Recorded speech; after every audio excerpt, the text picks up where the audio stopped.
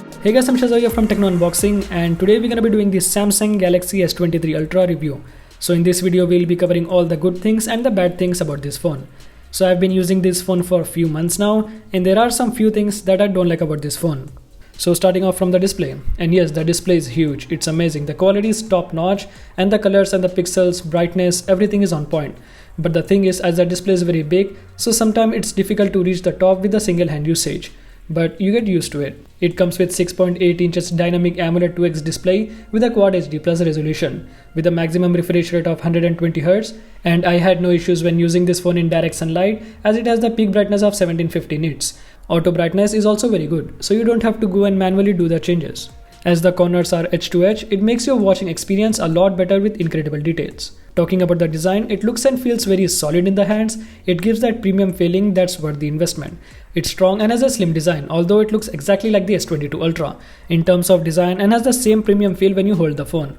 The phone feels very smooth that sometimes it can easily get slipped, so make sure to use the case. The S23 Ultra comes with Corning Gorilla Glass Victus 2 protection and comes with IP68 water resistant.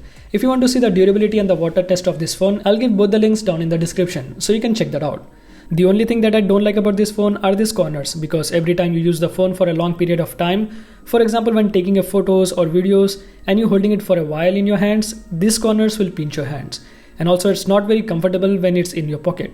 So I recommend using a case. And the volume rockers are also located slightly higher, so it's little hard to reach sometime. Let's talk about the performance. It comes with Snapdragon 8 Gen 2 processor optimized for the Galaxy. It's running on the latest Android version 13 with a One UI 5.1 on top of it. And as I've been using this phone for a few months now, I can tell it can easily handle day-to-day tasks whether you are running multiple apps at the same time.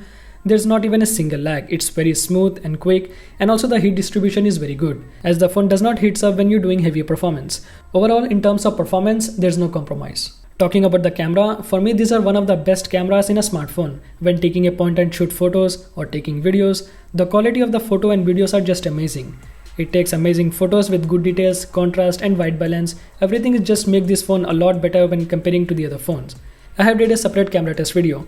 You can also check that out for detailed camera test. Taking a look at the S Pen, I don't use this very often, but it's always there as an addition, and it can be really handy whenever you need it for quickly writing a note or highlighting something in the screenshot. But one of the most helpful feature of this S Pen is gesture controls. You can use it for taking photos, and also it makes very easy to control volume, skip videos and songs on YouTube, and also for pausing and playing the videos or song. Now let's talk about gaming. PUBG supports up to Ultra HD graphics with ultra frame rates, and I've also did the gaming test of this phone. The link is in the description. The game runs very smooth with no frame lags, and heat distribution does a really good job, maintaining the optimal temperature. Talking about the battery, it comes with 5000 mAh battery, and I'm amazed how amazingly it lasts all day long with the heavy usage of apps, playing games or doing all your work. And if you don't use that much of phone, a full charge will last about 2 to 3 days without any problem. And taking a look at the ultrasonic fingerprint sensor, for me it's like one of the best fingerprint sensor.